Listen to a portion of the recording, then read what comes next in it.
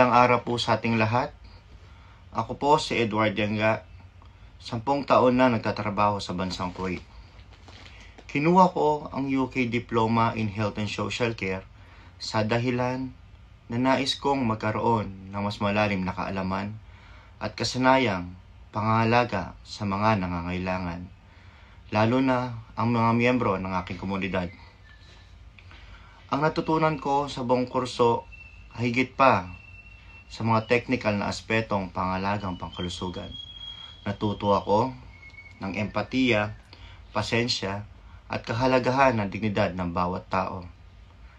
Naiintindihan ko rin ang kahalagan ng pagtatrabaho bilang isang koponan at ang aking aksyon sa buhay ng iba.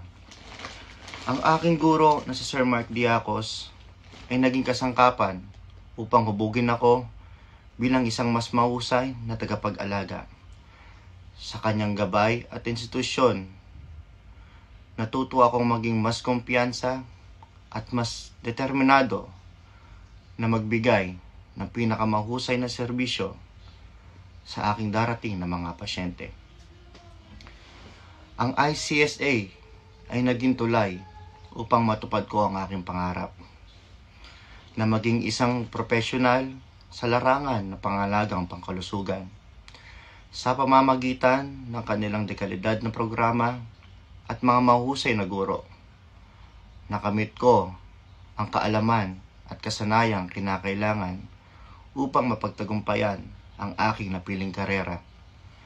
Sa lahat ng bumubuo ng ICSA, lubos akong nagpapasalamat dahil sa inyong dedikasyon at pagsisikap. Dahil sa inyo, maraming buhay ang nagbago. Nagmumungkahi ako na mag-enroll kayo sa ICSA. Ito ay isang institusyon na nagpapahalaga ng edukasyon.